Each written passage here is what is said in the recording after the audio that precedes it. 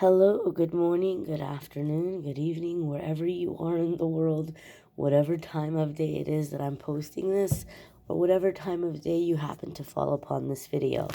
This video will be labeled as a message for September 14th because I'm posting it in time for September 14th where I am in the world.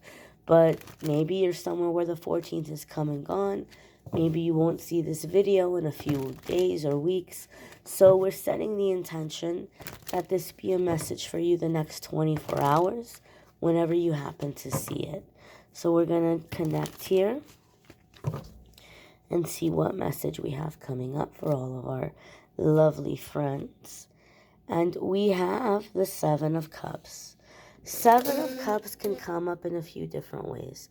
Seven of Cups can be that you're finding yourself in a situation that feels like a dream come true. Like you almost want to pinch yourself. Oh my gosh, is this real? Is this really happening right now?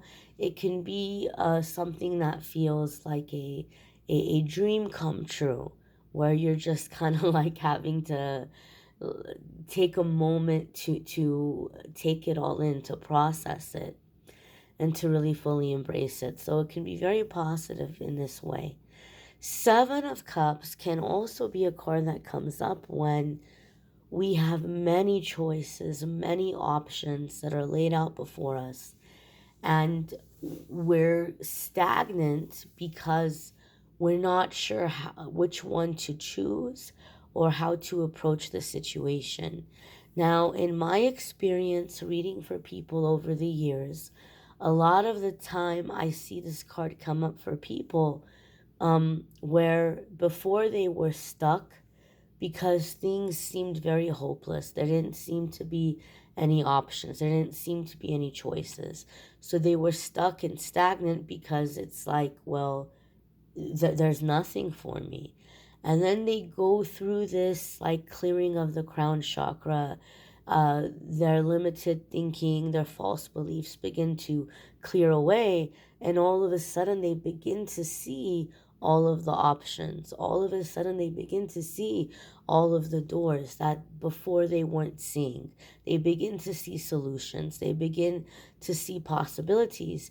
And now they're stagnant. Now they're stuck because they don't know which one to choose. So it's a happy problem, I guess we can say. And it comes down to two things. Number one, you're scared that you're going to make the wrong decision or the wrong choice. And secondly, sometimes stems from the thought that what we want doesn't matter, or we want stupid things. Like growing up, you may have been, oh, mom, dad, auntie, uncle, grandma, grandpa, like whoever your guardian was. Please, please, please get me this cereal, or please, please, please get me this toy. And they're stressed out, and they're having a bad day, and they're like, put that away. I'm not spending my money on that garbage. And then you're like, oh, okay. I guess I like garbage, right? Or I want to be this when I grow up. Oh, you can't be that when you grow up. You're not going to make any money. You should, be this instead. Again, right? Okay, I want the wrong thing. I'm making the wrong choices. The things that I want aren't good.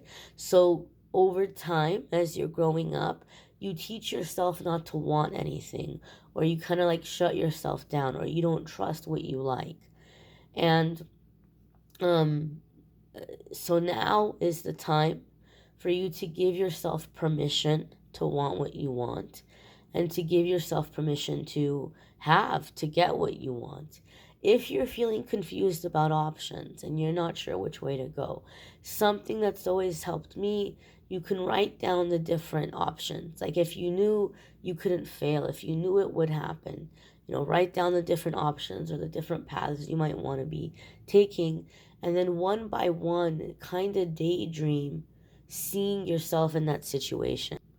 Like try that life on, try that option on in your mind's eye, and just kind of daydream and pay attention to, each time as you're doing this, how you feel when you see yourself living that life, how you feel when you see yourself in that scenario.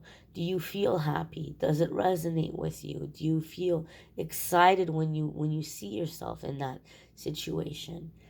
Once you have a gauge of which ones made you feel happiest or which ones felt really good to you, now you can start to do the research.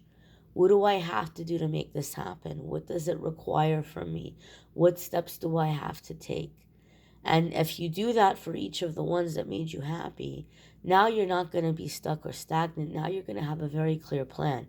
You might even have a 5-year plan, because you might go through and you might see, okay, well, this one here, I could actually get started on right now. This one here, I can make this happen in not too long. These other things are going to be the long-term goals. These other things I'm going to work towards over time. But here's what I can do right now. And so now you have this plan. Now you have this movement or this way forward. So this is a positive card. This is a positive energy.